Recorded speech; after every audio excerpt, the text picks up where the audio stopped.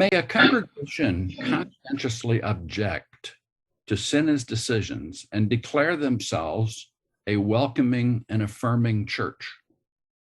Let me start the response to that question. And again, I want to make it clear, I'm only speaking out of our own personal experience at Eastern Avenue. Eastern Avenue has made such a statement publicly, and they've informed classis Grand Rapids East of that policy that they've made.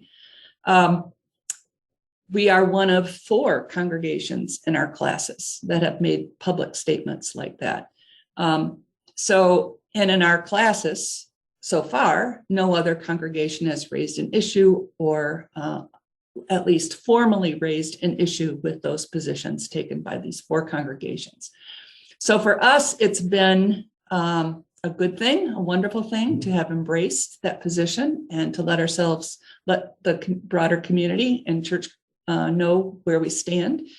But we haven't felt like we've also felt like we've been in a safe classis where we can make that statement and not feel like we're going to be rebuked or have our council deposed or any of those kinds of actions taken against it. I think you can take that stand, but again, you have to be really aware of how your classes will react to that and what the response would be. I know that we have Henry DeMoore as part of our classis, and he has also suggested that as a congregation, if a congregation makes that kind of affirmative stand, they really are not compelled by church order to make that public to classis. They can keep it a private statement if they so wish. They're not obligated to inform classis of that decision. Does that mean you shouldn't? Well, I think it's much more honest and open and loving to let the rest of your classes know where you stand on that. But he would say that church order is very clear that you are not obligated to share that with your classes if you don't wish to. But Dave, you've got some thoughts about that too, I think, right? I don't know how much I have thoughts about it, but I think you're right that a lot will depend on one's congregational context and then classis context.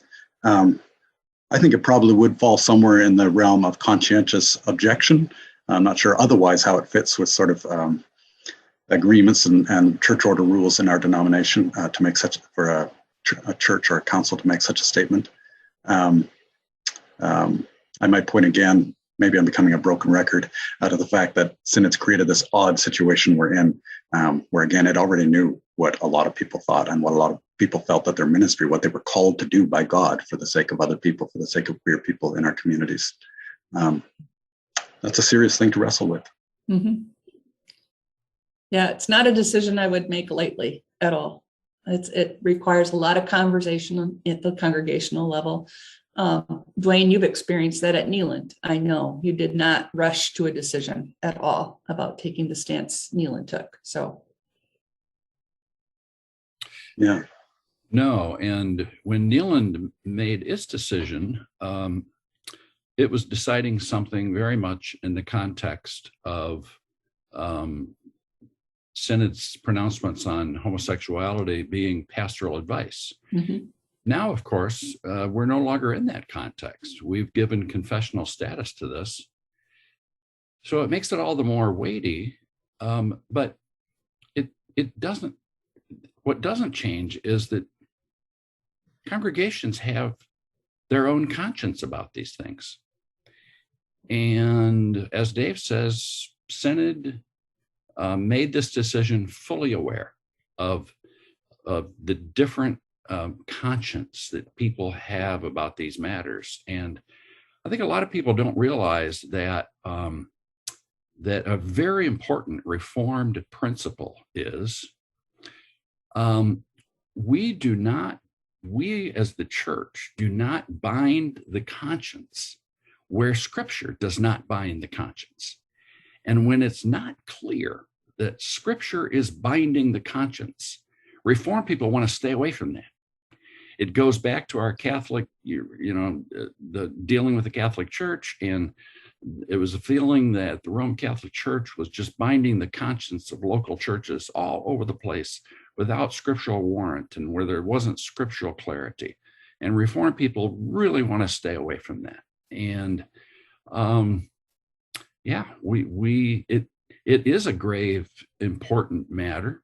I don't think that it is a matter of breaking covenant, which is an epithet that has been used against Neeland a lot. Mhm. I think even in this context, I would argue that the churches of Classis Grand Rapids East have a deep covenantal connection to the Christian Reformed Church, very deep. And that covenantal connection is not changed because it has made some radical decisions, even in the context of this now having confessional status. This is where a lot of ink will be spilled in the coming years.